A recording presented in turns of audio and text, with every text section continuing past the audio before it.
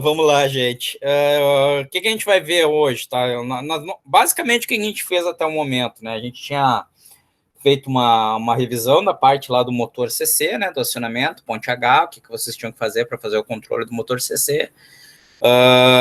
Nas duas últimas aulas, na aula, a gente tinha começado a falar sobre a Button, e na outra videoaula, que foi correspondente à semana passada, eu falei para vocês sobre o uso da Button e da Keypad, tá? Inclusive, dei um exemplo lá, que se vocês verem a aula com calma lá, a primeira atividade lá, o primeiro trabalho simulado no Tinkercad fica barbadinho. Deixei quase pronto lá para vocês, tá? É só olhar a aula com calma. E aí, o que falta a gente ver nessa primeira penipeta? A gente vai ver motor de passo e servomotor, se não me falha a memória, tá? São os dois tópicos que nos faltam. Talvez falte um outro aqui que eu não estou me lembrando agora. Que são, junto com o motor CC, né, um conjunto de motores que tipicamente vocês vão usar para fazer algum projeto. Tá? A gente também poderia ver motor de indução, mas aí o motor de indução, do ponto de vista de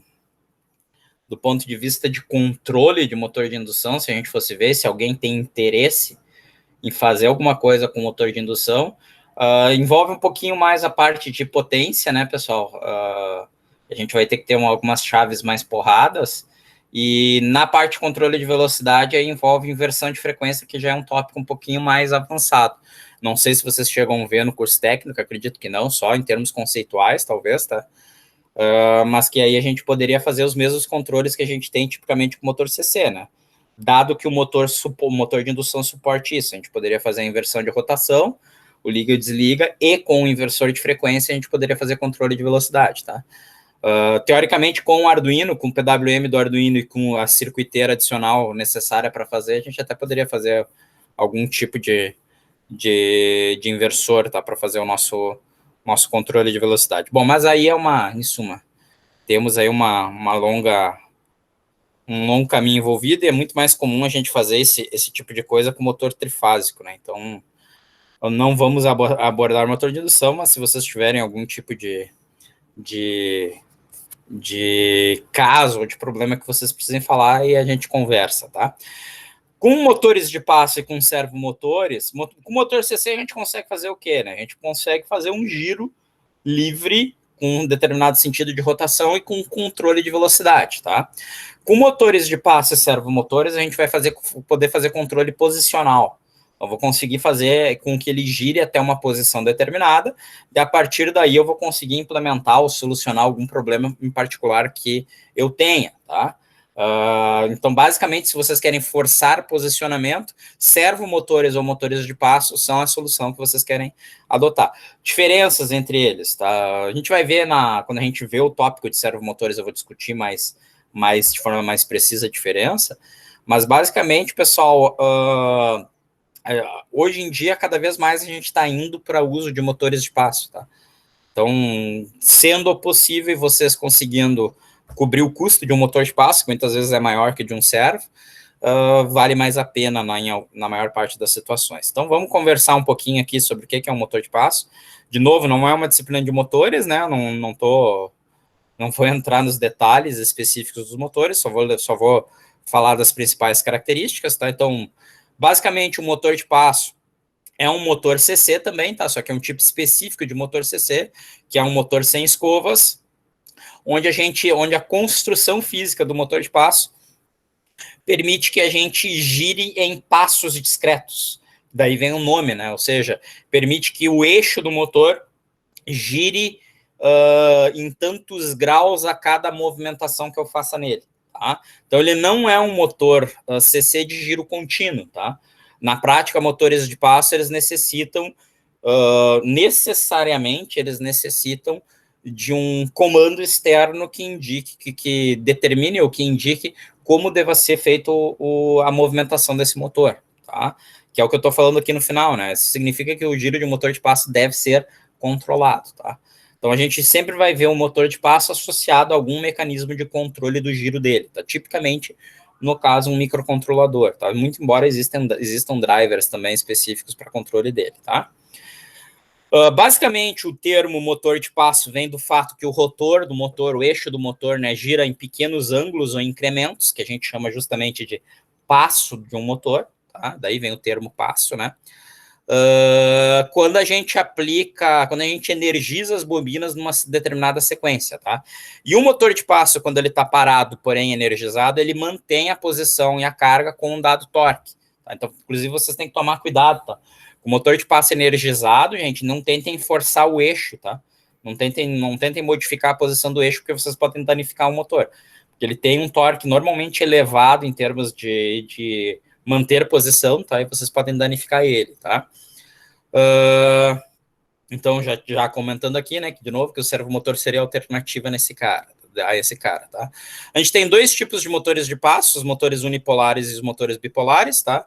Os motores unipolares, como vocês já estão vendo pelo próprio nome, né? A gente não muda a polaridade aplicada sobre os terminais. Já os motores bipolares, a polaridade que a gente aplica sobre os terminais, ela também afeta o comportamento dele, tá? Tipicamente, a gente tem motores unipolares nos casos menores, tá, gente? Os motorzinhos, eu não sei se o Tinkercad vai ter um motor bipolar, eu não cheguei a confirmar, tá? Até eu vou olhar hoje aí com vocês. O unipolar, certamente, ele possui, tá? E motores bipolares, vocês vão encontrar aqueles motores NEMA, tipicamente, tá? Que são motores usados em máquinas CNC, impressoras laser, etc. Os motores um pouquinho mais robustos, com um pouco mais de torque, tá? Um pouco mais caros também. Tipicamente já são motores bipolares, tá? Então, basicamente, em termos de funcionamento de um motor de passo, tá, pessoal? E aí eu acho que é mais fácil mostrar as figuras do que explicar. O nosso rotor, como vocês estão vendo aqui na representação que eu estou exibindo aqui para vocês, deixa eu ver se eu consigo aumentar um pouquinho. O nosso motor, ele é construído com material ferromagnético, né? Mas ele é construído, ele é usinado de forma a apresentar ranhuras, tá? Ranhuras polarizadas, de tal maneira que essas ranhuras, ao se alinharem à energização das bobinas do estator, elas vão realizar um determinado movimento, tá? Que é o que eu tento representar aqui para vocês. Tá? Então, imaginem aqui, nesse caso, a gente teria um motor aqui com 8 polos, tá? Que seria, então, um motor poderia ser considerado de 8 bobinas ou de 4 bobinas com um terminal comum, tá? Mas o que vocês estão notando aqui de interessante? Vocês veem que, além do rotor ser um rotor dentado, que é o que vai determinar o movimento passo a passo do motor de passo, o nosso estator também apresenta as mesmas ranhuras, o que vai me permitir na prática, e aí acho que é mais fácil de mostrar aqui para vocês através dessa figura, que a gente tem um alinhamento em razão das polaridades e da energização das bobinas dos dentes do rotor em relação aos dentes do estator. Então não é nada assim fantástico, tá, pessoal? Na hora de construir um motor de passo, as ranhuras do estator e as ranhuras do rotor aqui em vermelho, estator aqui a parte externa, elas são construídas de tal maneira que exista uma pequena diferença, uma pequena, digamos assim, um pequeno deslocamento entre as ranhuras, de tal maneira que quando eu faço a energização na ordem, na sequência determinada das minhas bobinas, eu faço as minhas ranhuras deslocar um pequeno passo. Então, o que vocês estão vendo aqui no caso, né? Eu estou mantendo aqui no ponto de alinhamento A que vocês estão vendo aqui, né? Vocês estão vendo a ranhura do rotor, representada aqui em vermelho. Não sei exatamente como é que vocês estão enxergando aí, tá? Mas estou supondo que vocês estão enxergando bem aí a lâmina, tá? Vocês estão vendo aqui a ranhura do rotor representada em vermelho alinhado lá com o estator, em razão das polaridades de cada um de cada qual, né? Em razão da polaridade do rotor e da polaridade do estator. Quando eu troco, quando eu tiro a energização, eu desenergizo, acho que existe a palavra, né? A bobina superior, a bobina 1 aqui, e eu energizo a bobina 2, o que acontece? Em razão, não sei se vocês conseguem perceber, vou tentar apresentar aqui com o cursor, que quando ocorreu o alinhamento do rotor com a bobina superior e a bobina inferior do estator, tá? Vocês mantiveram os dentes do rotor desalinhados em razão das bobinas laterais, da bobina indicada ali como bobina 2. Se vocês forem ver, o dente vermelho e o dente aqui do estator estão desalinhados. De novo, isso é feito de forma proposital. E o que isso causa? Basicamente, isso faz com que, quando eu energize a bobina 2, essas duas ranhuras tendam naturalmente a se alinhar, como vocês estão vendo aqui na figura. Ou seja, eu faço o motor rodar, girar, o que a gente chama justamente de um incremento ou um passo do motor. Tá? Então, em suma, pela energização adequada das diferentes bobinas, e aqui vocês estariam vendo justamente a representação de um motor bipolar, né? Porque vocês estão vendo as polaridades serem modificadas, tá? Vocês vão fazendo com que o rotor gire em pequenos incrementos, certo? E essa é a lógica do motor de passo. Então, o motor de passo, até estava conversando antes com o pessoal do terceiro ano, o motor de passo vai ser um dos bons casos do porquê que a gente aprendeu a trabalhar com um monte de LED, fazer sequenciamento de LED. Porque, basicamente, pessoal, fazer o movimento do motor de passo, fazer a rotação do motor de passo, significa vocês fazerem um padrão de acionamento das bobinas. Então, vocês lembram que a gente fazia, né, com 4 LEDs, liga o LED 1, depois liga o LED 2, desliga 1, depois liga o LED 3, desliga o 2. Vocês fizeram essas sequências inúmeras vezes. E é justamente isso que a gente aplica para fazer o controle de um motor de passo. A gente tem que fazer o sequenciamento das bobinas de forma a eu conseguir fazer a movimentação do meu rotor. E aí vocês perguntariam, como é que eu faço a inversão do sentido? Simplesmente fazendo, do sentido de rotação, quero dizer, simplesmente fazendo a inversão no padrão de acionamento, tá? Então, se vocês acionarem aqui primeiro bobina superior, depois bobina direita, depois bobina inferior, obviamente vocês estão fazendo uma movimentação num certo sentido, concordam? Mas se vocês fizerem no sentido inverso, aqui da direita para a esquerda, vocês vão fazer o rotor girar no sentido inverso, tá? Então, o trabalho com o motor de passo do ponto de vista de microcontroladores é uma coisa bastante simples, tá? Não existe nada de muito fantástico. Nós vamos interpretar as diferentes bobinas como pinos distintos do Arduino, que a gente vai controlar o acionamento desses pinos como se a gente estivesse fazendo o acionamento de uma sequência de LEDs num certo padrão. Ok? É bem isso que a gente tem que fazer. O que falta? Que aí é o problema clássico, né, pessoal, de microcontroladores. O que nos falta falar, na realidade, fora as características do motor, que eu vou comentar aqui em seguida e depois, mais adiante também, é que, obviamente, eu tenho que ver se o meu microcontrolador vai ter condições de entregar a corrente necessária para que esse motor opere. Tá? E, obviamente, isso depende das características elétricas do controlador que eu estou usando e do motor. Vocês conhecem essas características do Arduino, né? Vocês sabem lá que a tensão de nível alto de saída mínima é 4,1 volts, mas é próximo de 5, a gente considera, e a corrente por pino recomendada é de no máximo 20 miliamperes, e por grupo de pinos não deveria ultrapassar 100 mili, tá? Então, isso significa que a gente vai precisar de algum tipo de driver, que eu já vou comentar mais à frente. Então, como o motor mais comum que a gente vai trabalhar é o unipolar, gente, eu só resolvi aqui comentar o unipolar, tá? Eu acho que eu não falo do bipolar, até deveria... não, falo sim aqui, tá? Até ia dizer que eu até deveria falar do bipolar, mas vamos comentar então como unipolar. Então, motores de passo unipolares tipicamente são motores de 5 a 6 fios, tá? Tipicamente motores de 4 bobinas, mas vocês podem ter mais, tá? Então, aqui eu estou falando do motorzão característico, tá? Onde, na realidade, são 2 bobinas com derivação central, tá? Então, é bem próximo ao modelo que a gente tinha visto lá em cima, só que sem a variação da polaridade, tá? Então, as derivações centrais a gente usa para fazer a alimentação do motor. Então, típico motor de passo que vocês vão pegar é um motor de 6 fios, onde 4 fios são usados para fazer o controle da energização das bobinas, e os outros 2 fios são usados para alimentação do motor, tá? Então, é chamado justamente de unipolar, pois a gente sempre mantém a polaridade, né? A gente não faz a inversão da polaridade das bobinas, tá? Aqui seria a representação elétrica, né? Basicamente, tá? Então, as bobinas, vocês vão ver que vocês vão ter acesso justamente às bobinas, né? Bobina 1, bobina 2, bobina 3, bobina 4, que a gente costuma identificar por cores, tá? Para associar o padrão de acionamento do motor. Quando eu falar de um motor específico, quando eu for lá no Tinkercad, vocês vão ver o que a gente quer dizer com isso, tá? Então, basicamente, a gente faz controle de motor unipolar através de chave eletrônica, tá? Chave eletrônica pode ser direto o pino do microcontrolador, ou vocês podem usar um driver externo, que é que eu estava comentando antes. Esse driver externo, gente, pode ser um array, um conjunto de transistores da Arlington, tá? Pode ser um conjunto de MOSFETs, se vocês quiserem, ou pode ser um driver pronto, tá? Então, tipicamente, um driver que é bastante usado, que é o driver que a gente teria lá no laboratório, que vocês não vão ter ele no Tinkercad, então lá no Tinkercad eu estou pedindo um outro driver, que é a própria ponte H, tá? A gente vai usar a ponte H como driver, no caso.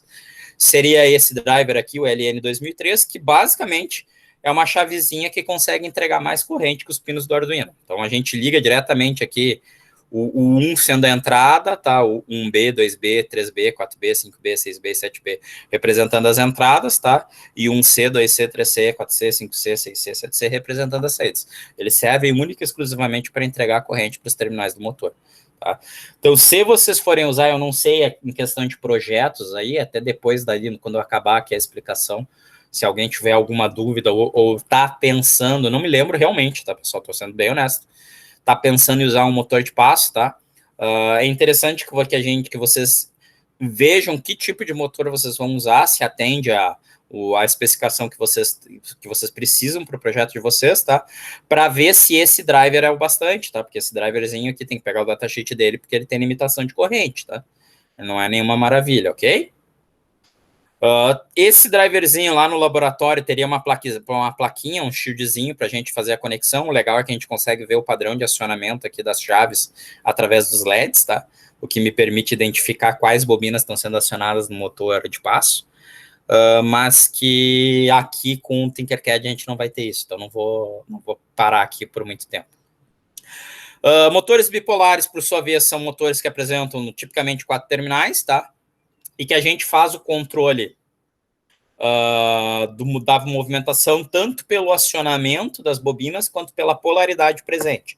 Seria aquele caso que eu tinha mostrado ali antes para vocês, tá? E dá para distinguir ambos, tipicamente medindo resistência a partir dos terminais, tá? Onde no caso aqui dos motores bipolares a gente vai encontrar 2 pares de fio com a mesma resistência, tá? No caso do motor bipolar, a gente precisa de ponte H necessariamente para fazer o controle, podendo ser L293, tá? No caso do unipolar, isso aqui é opcional, tá? Mas a gente vai usar a ponte H de novo como drive. Aí eu mostro para vocês depois como é que a gente faz a montagem, certo? Então, pegando um exemplinho de um motorzinho bem comum aqui, só para vocês verem, tá, pessoal? Provavelmente é um motor de passo que vocês vão encontrar se vocês procurarem aqui, ó, motor de passo Arduino. É bem possível que seja esse daqui, tá? Olha aqui, ó, é o parzinho clássico vendido, tá? Você sabe que flip-flop é caro, né? Mas é esse motorzinho aqui que é o motor típico que a gente encontra lá no laboratório, ó. 28 BYJ 48. Se vocês pegarem isso aqui no Mercado Livre, é o primeiro que vai vir também. No Zino do Info também é o primeiro que vai vir, tá? Que é o mais baratinho que tem aí, né, pessoal? Mas vamos ver aqui, motor de passo Arduino, só para confirmar minha teoria, que vai ser o primeiro. Não achou? Sim. Motor de passo Arduino. É o primeiro que veio, tá? E o segundo também, e o terceiro ali, o quarto, tá? Aí depois tem os drivers. Bom, mas além do motorzinho de passo, esse simples que vocês têm, se vocês querem uma coisa um pouco mais robusta, aí vocês têm os motores NEMA, né? Esse é um motor pequeno, né? De 4 kg força de torque. Até não é tão pequeno, é um NEMA 17. Eu não sei se o Cláudio vai lembrar aí, mas depois, se ele lembrar, ele fala pra gente quais são os NEMA que tinham sido adquiridos. Eu não me lembro se era NEMA 21. O NEMA 21, quando vai aumentando o número dos motores NEMA, tipicamente aumenta o tamanho, aumenta o torque, tá? E, consequentemente, aumenta a corrente que ele demanda também. Então, para esses motores aqui, a gente precisa de uns driverzinhos mais robustos, ok? Mas, em suma, esse é um motorzinho típico, tá, gente? Eu estou mostrando ele só para comentar características de um motor de passo, tá? Então, é um motorzinho bom, porque é alimentação de 5 a 12 volts, tá? Não dá para acionar direto nos pinos do Arduino por causa disso, vocês já estão vendo aqui, né? A corrente demandada por cada bobina chega a 217 mA, comparado com os 40 máximo que um pino entrega, então não dá para acionar direto, vocês periam danificar, tá? Ele tem uma caixa de redução, que dá um bom torque de trabalho, redução de 1 para 64, tá? E seria um motor de 64 passos para uma revolução completa, tá? Então, o motor por si só seria um motor que, por cada movimentação que vocês fizessem, ele giraria 5,6 graus. Na verdade, é um pouquinho menos, um pouquinho diferente disso, tá? Mas como ele tem uma caixa de redição de 1 para 64, esse número de passos vai para 4.096, tá? Então, na verdade, é o seguinte, vocês têm que tomar cuidado, pessoal, porque o que é, do ponto de vista elétrico, ele é um motor que tem 64 passos, certo? Na verdade, é 63 ponto alguma coisa, para ser bem exato, tá? Mas vamos arredondar, é um motor de 64 passos, tá? Só que quando vocês derem 64 passos, vocês não vão ver um giro de 360 graus no rotor, porque esse motor fisicamente, eu não devo ter uma figura aí, não tem. Porque esse motor fisicamente, deixa eu ver se eu acho aqui. Só tinha que pegar aqui o código dele. Esse motor fisicamente, ele tá vinculado a uma caixa de redução. Acho que aqui dá para ver. Não. Eu não vou conseguir mostrar. Tem algumas figurinhas que mostram a caixa de redução dele, eu não me lembro se está ali na lâmina. Mas vou tentar explicar para vocês isso falando, tá? Aqui talvez dê para ver, ó, o cara tirou a tampa, ó. Não sei se vocês estão conseguindo ver essa figurinha, tá? Muito pequena. Aqui. É melhor no Google, tá? Melhor é essa daqui do lado, então vamos usar essa daqui. Na prática, pessoal, o motor de passo, ele tá aqui embaixo, tá? E ele tem justamente isso, esse conjunto de engrenagens que é o que a gente está chamando de caixa de redução. Então, quando vocês fazem um giro elétrico do eixo de motor, do eixo do motor de 360 graus, vocês não giraram 360 graus no eixo externo, por causa desse conjunto de engrenagens. O que significa isso? Significa que, na prática, para eu conseguir fazer um giro completo no eixo externo, que é o conjunto eletromecânico desse motor, eu preciso dos 64 passos elétricos, mais os 64 passos, vezes, na realidade, mais não, vezes os 64 passos da caixa, ou a redução de 64 passos da caixa de redução, o que me dá 4.096 passos para eu conseguir fazer uma revolução completa, tá? É isso que eu vou ver no eixo do motor, certo? Então, vocês têm que tomar cuidado, por quê? Porque a gente vai falar de uma biblioteca, que é a biblioteca do Arduino, que é a biblioteca Stepper, que na prática, ela está enxergando a quantidade de passos elétricos, ela não sabe se existe caixa de redução, como é que o motor é construído ou não. Para ela, o que importa é como os passos são gerados, e já é uma biblioteca extremamente problemática. Tá?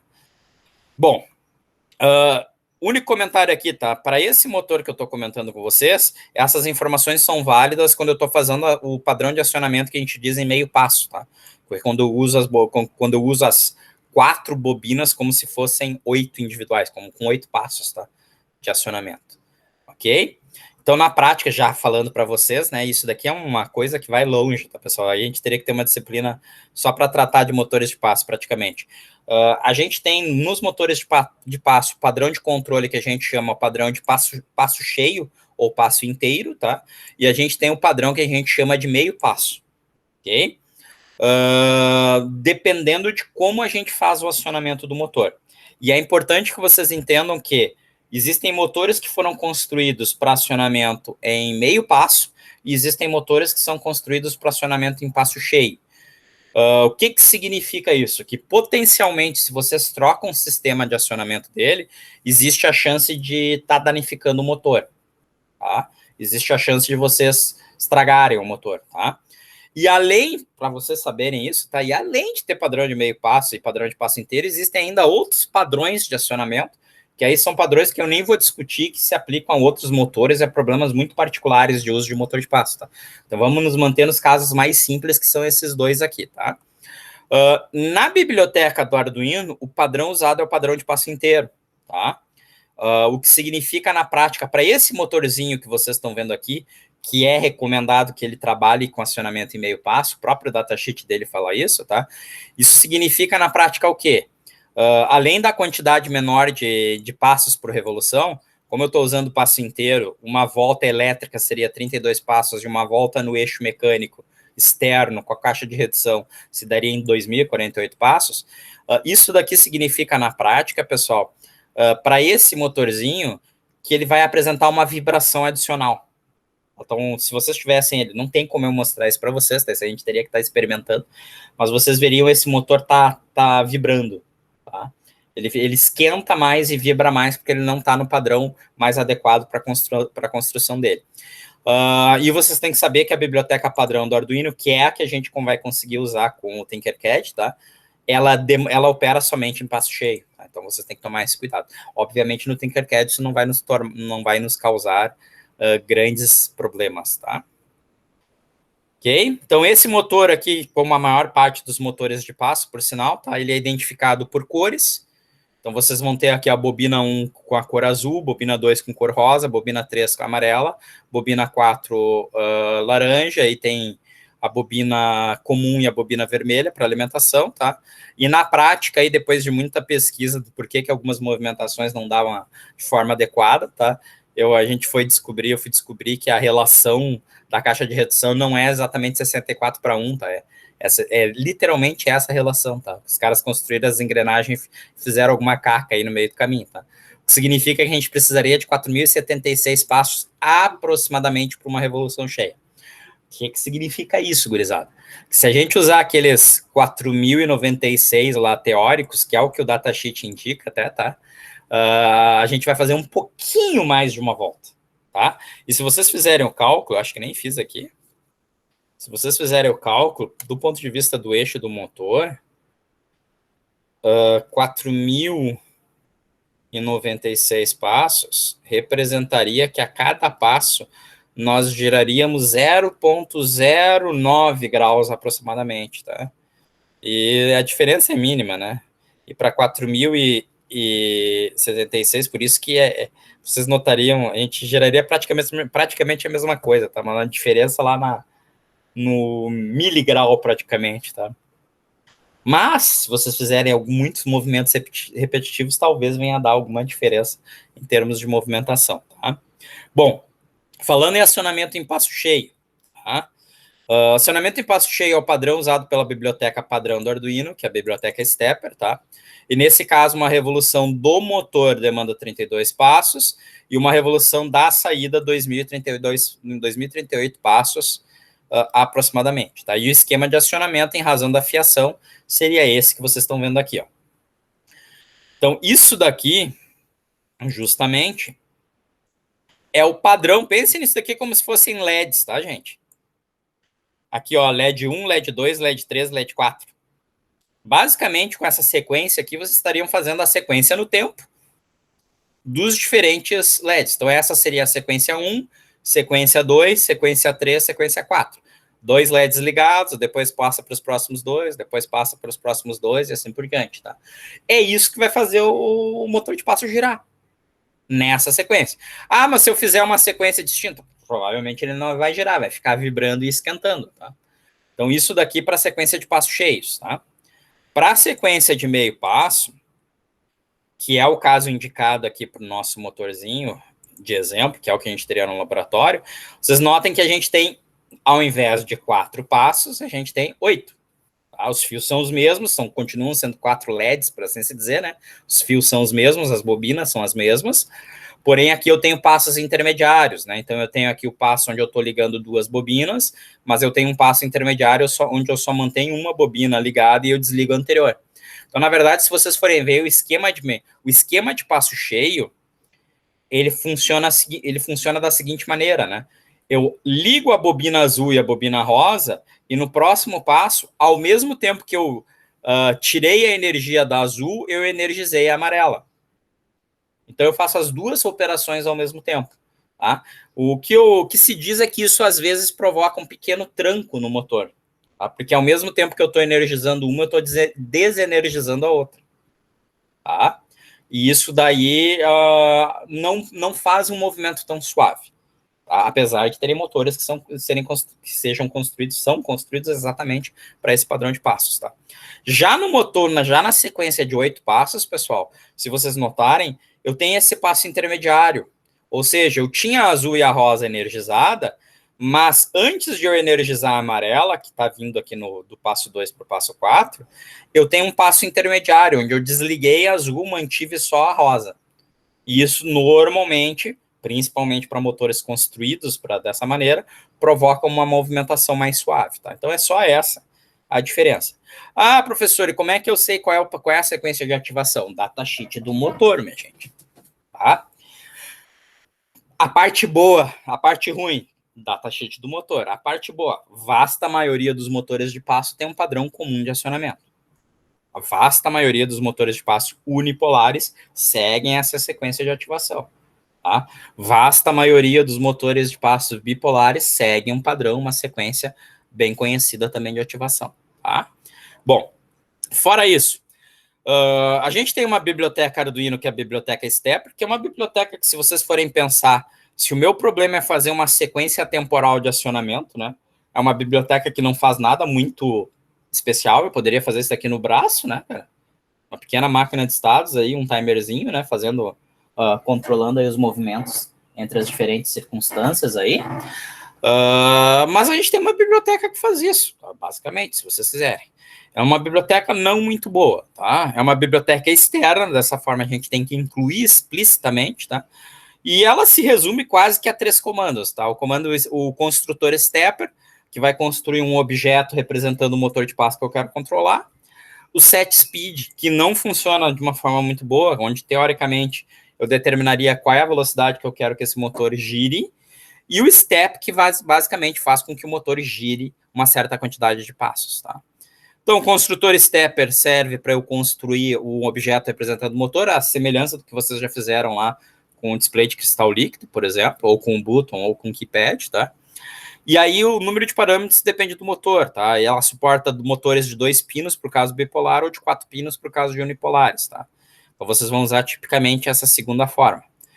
O que vocês vão dizer aqui, né? Quantos passos são necessários para a revolução do motor e os pinos que tem que ser indicados numa ordem específica, tá, pessoal? Senão vocês não vão fazer o giro, que é o que eu vou lembrar aqui agora, que é uma coisa bem chatinha, tá? Bom, então, o número de passos para revolução, a gente já viu que era 4.096 para aquele motor, né? E depois eu indico ali no exemplo como é que funcionaria para aquele motor, mas tem uma ordem, tá, pessoal? Se não me falha a memória aqui, são as bobinas ímpares, pino 1 e pino 2 são as ímpares, pino 3 e pino 4 são as bobinas pares, tá? Então, não só a gente tem que ver por cor, mas sim pelo número, nesse caso, da biblioteca. Tem que testar para o motor, para ser bem honesto, tá? Porque senão não funciona. Set speed daria a velocidade do motor em RPM, tá? Não adianta vocês quererem botar essa velocidade lá em cima, porque ou o Arduino ou o motor não suporta. Então, eu quero 1000 RPM, vocês vão chegar à conclusão daqui a pouco que não faz, tá? Não consegue atingir a velocidade, mas é uma coisa bem simples, né? O objeto.setSpeed. E o step, que basicamente gira o motor um certo número de passos. Cuidado que vocês têm que tomar. Ao acionar a função step, vocês bloqueiam a execução do resto do código. Ela funciona como se fosse delay, tá? Ou seja, deu o comando, travou na posição. Mas eu não posso isso para o meu projeto.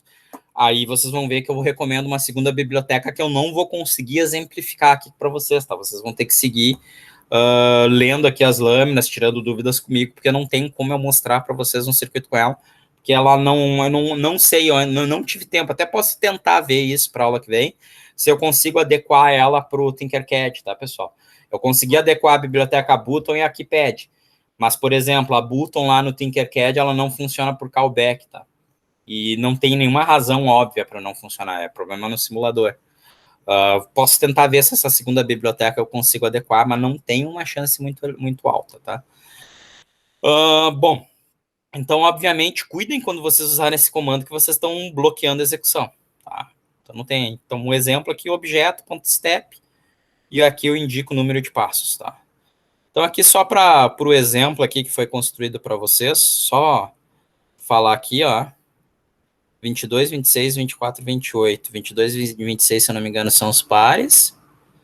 Que não é aqui para essa figura, para esse daqui é só mostrei exemplo da ligação, tá? Mas se não me falha a memória, são os pares e os ímpares, tá? Aí eu teria que ver. É quase certo, tá? fio 1, fio 3, fio 2, fio 4, tá? Então, se é que eu não deixei um aviso aí, depois eu verifico isso daí com vocês, tá? Gente, para quem for fazer fisicamente, como eu já comentei, tem essa opção. É a única que tem? Não, tem outras, tá? Se vocês quiserem alguma recomendação, falem comigo aí via Moodle, via e-mail, que eu tento ver para vocês outras opções. Essa é uma biblioteca razoável. Nem sei se ela está funcionando ainda bem, vamos ver. O site tá. Vocês estão vendo aqui que tem o sitezinho dela, tá? Que ela é uma biblioteca interessante justamente porque ela não bloqueia a execução do código. Entenderam? Então, uma boa biblioteca para vocês trabalharem, tá? Já que a biblioteca do Arduino, perdão, é extremamente limitada, tá? E ela vai ter algumas vantagens. Então, ela consegue trabalhar com aceleração e desaceleração do motor.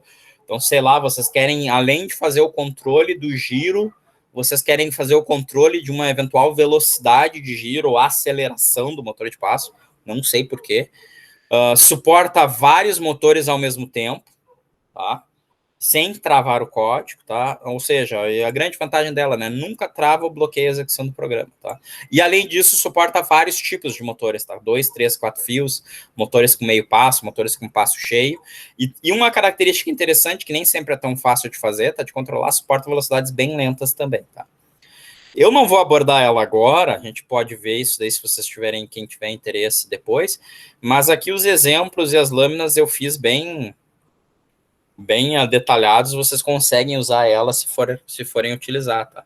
Então, de novo, para quem for utilizar a biblioteca ou for utilizar motor de passo no seu trabalho, fale comigo que depois a gente conversa sobre isso, tá?